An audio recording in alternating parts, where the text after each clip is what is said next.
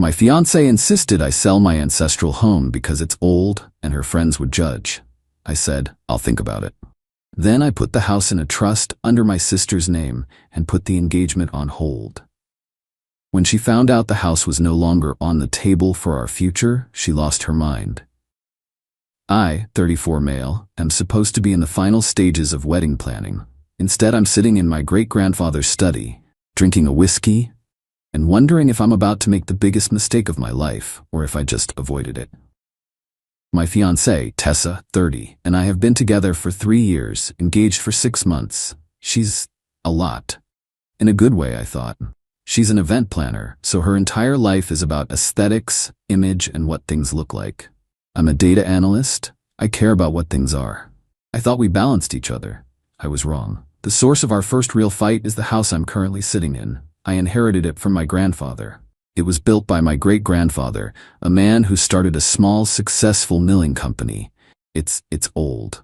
1920s. Solid wood floors that creak, original glass in the windows that rattles, and pipes that groan.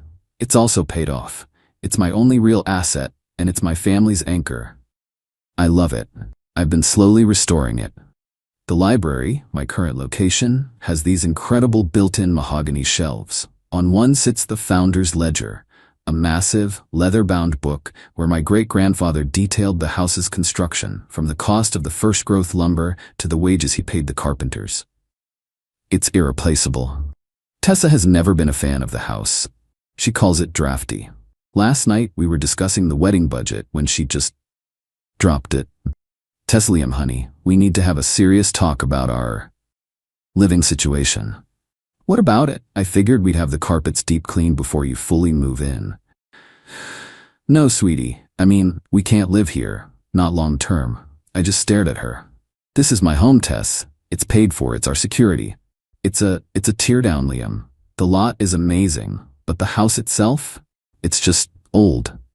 That's kind of the point. My friends, our friends, they're all buying new builds in those nice planned communities. What will they think when they come over here? The kitchen is tiny. The bathrooms are ancient. This is where it went off the rails. Who cares what they think? We live here. I care. Liam, they'll judge. They'll think we're, I don't know, poor or something. Or just weird poor. In a paid-off 3,000 square foot house. Because it has character. We could sell the lot for a fortune. We could take that money and build our dream house. Something new, something clean, something that doesn't smell like old books. She was looking at the library, at the founder's ledger. She wasn't just insulting my house, she was insulting my family, my history. She saw this place, this legacy, as a pile of cash to be liquidated for a generic box in a suburb. I felt cold, a kind of clarity I've never experienced. The woman I was about to marry was ashamed of my home. I needed to know how deep it went.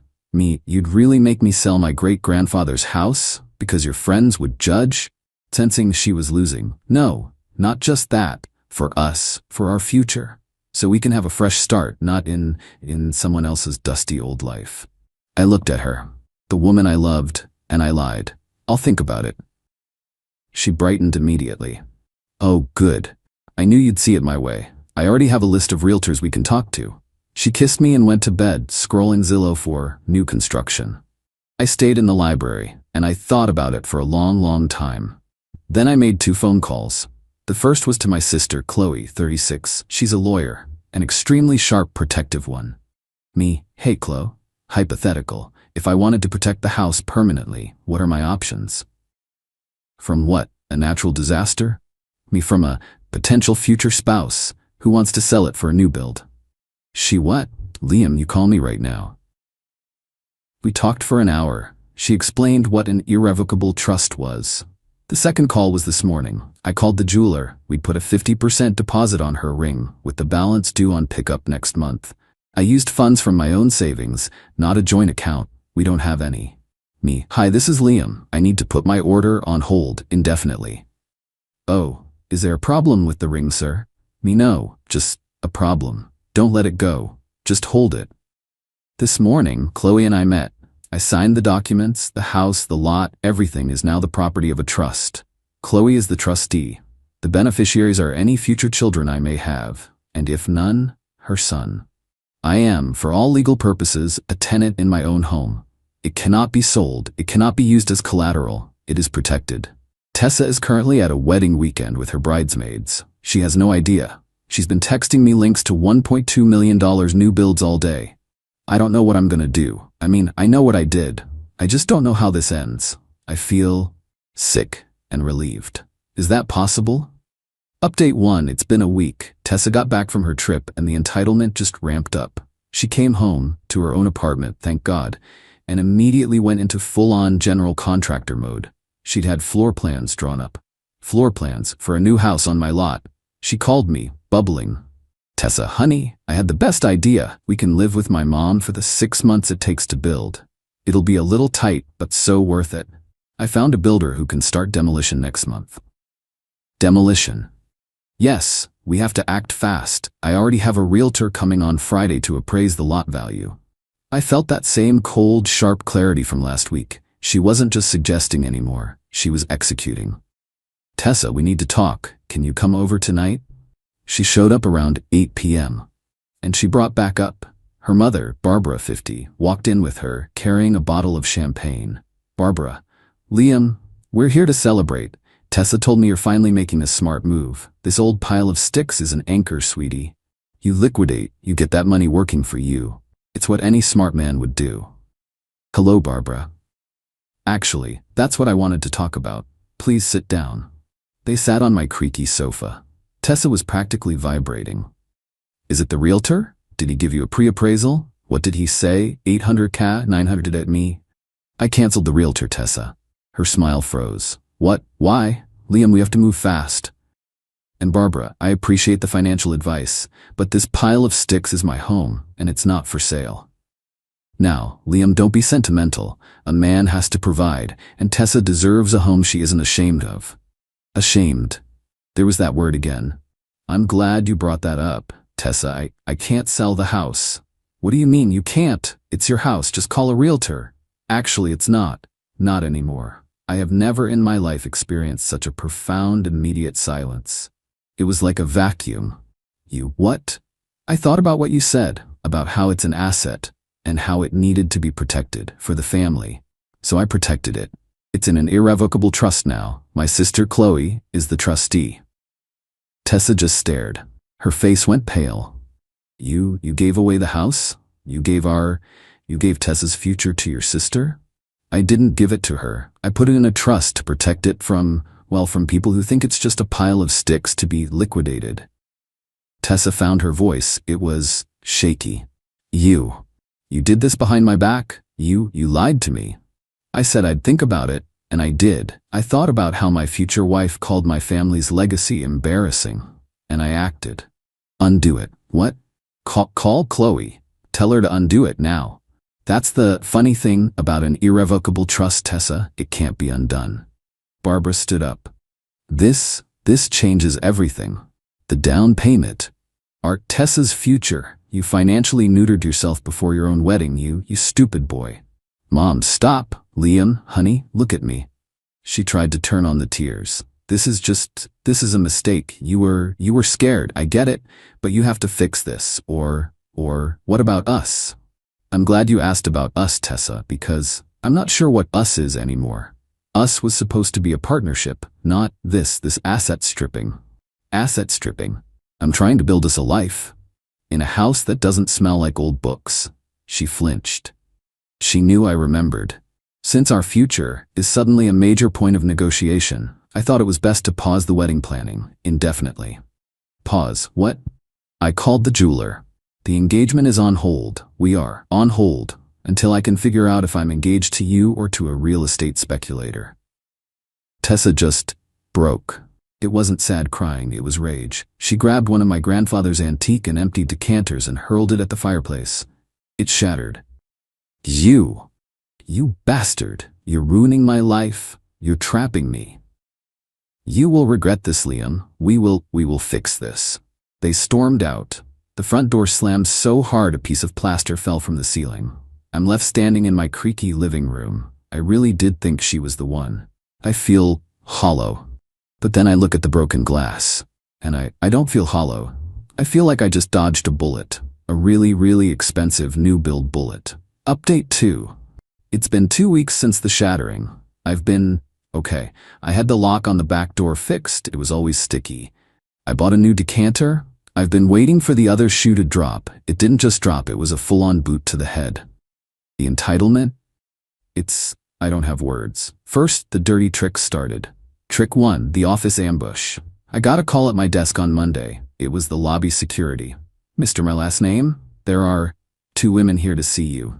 A Miss Tessa and a Miss Barbara. They say it's a family emergency. My stomach turned to ice. I went down, bracing myself. The second I stepped out of the elevator, they were on me. Tessa, full-on waterworks. Barbara looking like a storm cloud. Liam, this has gone on long enough. You need to come with us right now and fix this. Me, Barbara, this is my workplace. You cannot be here. This is incredibly inappropriate. Grabbing my arm. Liam, please. I was stressed. Wedding stress. That's all. I love the house. I do. I'll live here, I promise. Just get it back. Tell Chloe she has to give it back. Pulling my arm away. It's not possible, Tessa. I've told you, it's done. Don't be a fool, boy. Your sister tricked you. She's jealous. She's trying to steal your inheritance. We'll get a lawyer. We will prove she manipulated you while you were distraught. Me. Chloe is a lawyer, and I was not distraught. I was disgusted. Now you need to leave. Security, they're leaving. I left them in the lobby. I had to file an incident report with HR. It was humiliating. Trick 2, the artifact heist. This is the one that ended it. I came home from work last night. I noticed my back door, the one I just had fixed, was open. Just a crack. I went in, heart pounding.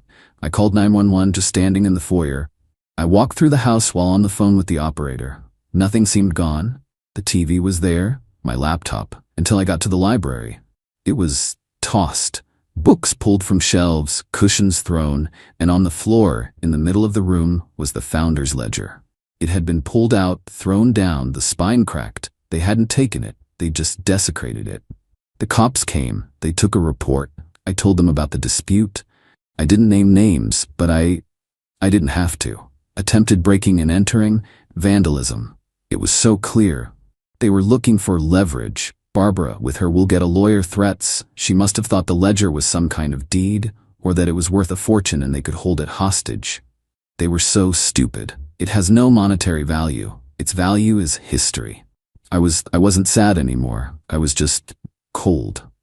This was an attack. After the cops left, I sat there for an hour, just looking at the cracked spine of that book. Then my phone rang. Tessa, I answered. Tessa, did you call the cops? Did you call the cops on me? Someone broke into my house, Tessa. They vandalized my family's property. Yes, I called the cops. It wasn't, I just wanted to get my Nespresso machine. I left it there. You locked me out, and you kept my Nespresso. My back door was jimmied open. My library was destroyed. You came for a coffee maker, through the back door, and you tossed the library looking for it. You listen to me, you are making the biggest mistake of your life. We are going to ruin you for this. You have humiliated my daughter. You have stolen her future. You're right, Barbara. I am making a mistake. Staying engaged to Tessa was the mistake. What? No. Liam. The engagement isn't on hold anymore. It's over. I'm calling the jeweler tomorrow. I'm getting my deposit back. The ring? That's my ring. You owe me that ring for my time, for my emotional labor. I paid the deposit, Tessa. It's a conditional gift. The condition was marriage. You broke the condition when you called my heritage embarrassing and then broke into my home. I hung up. I called Chloe. Chloe? They broke in. They tried to take the ledger. I have a police report. It's over. And I think I need a restraining order. Final update. It's been 3 months. The dust it hasn't settled. It's more like a toxic cloud that's finally moving away. Here's the wrap-up. The legal fallout was spectacular. Barbara and Tessa, true to their word, hired a lawyer, a real shark type from a billboard. They sent Chloe, who officially represented me, a demand letter. It was a work of art. They claimed promissory estoppel. They argued that I had promised Tessa a certain lifestyle, i.e. the sale of the house and a new build, and by fraudulently concealing my assets, by putting the house in a trust, I had financially and emotionally damaged her. Intentional infliction of emotional distress, because I broke up with her and falsely accused her of breaking and entering, causing public humiliation. Replevin, a fancy word for give me the stuff. They demanded the engagement ring, which they laughably valued at $25, almost double what I paid, and $75,000 in damages. I was stressed. This is what real people get scared of. A lawsuit, even a bogus one, is terrifying.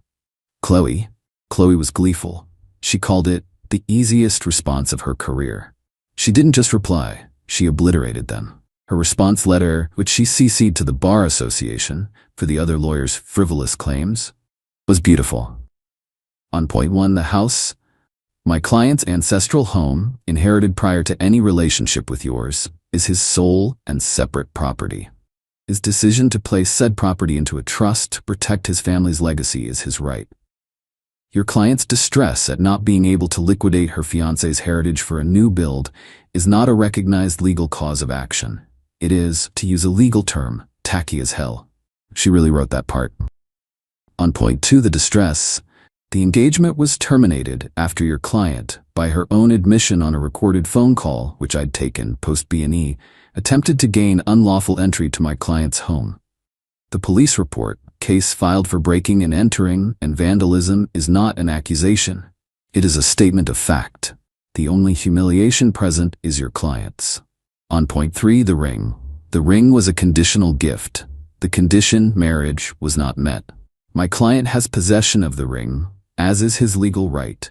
We have the receipt for the $16,500 he paid. And the counter threat. Furthermore, we have security footage from my client's workplace of your clients and Miss Barbara harassing him, causing him to file a formal complaint with his HR department. Should you be foolish enough to proceed with this frivolous, vexatious suit, we will not only countersue for full legal fees, but we will also file for a civil harassment restraining order against both your clients, using the police report and the workplace harassment incident as evidence. We will also be pursuing the cost of damages for the Jimmy lock and the 100-year-old antique ledger they damaged. We await your thoughtful reply. The shark lawyer dropped them within 24 hours. He sent Chloe a one-sentence email. My clients will no longer be pursuing this matter. He probably realized, A, they had no case, and B, they had lied to him about the B&E. The silence after that was golden, but the natural consequences? Those were loud. I heard through a mutual friend, who profusely apologized for not seeing it, that Tessa is in a bad way. She had apparently been pre-spending against the sale of the house. She'd taken out new credit cards, bought a whole new wardrobe, and put a non-refundable deposit on a catering hall for the wedding. She is, apparently, somewhere in the ballpark of 30K in debt. She had to give up her apartment and move back in with Barbara. The friends she was so worried about, the ones who would judge, they dropped her. Fast. Turns out a 30-year-old woman in debt, living with her mom, and whining about her stolen house isn't on the guest list for brunch at the new builds. Barbara is apparently radioactive, telling anyone who will listen that I am a con artist who swindled them. As for me, it cost me about $6,000 in legal fees to Chloe, family rate, still. And for the security system repairs, it stings. A lot. I sold the engagement ring, got $14 back, so I'm down $2K, but I call that the idiot tax. I'm single. I'm not happy. I'm not celebrating. I'm at peace. This house, this creaky old house, it protected me. I put it in a trust to save it, and in the end, it saved me. It revealed exactly who Tessa was. Last night, I took the founder's ledger to a specialist bookbinder. He said he can fix the spine. He said the craftsmanship is remarkable. I'm just working on the house, fixing the plaster that fell, sanding the floors. It's quiet, it's my home, my legacy, and it's safe.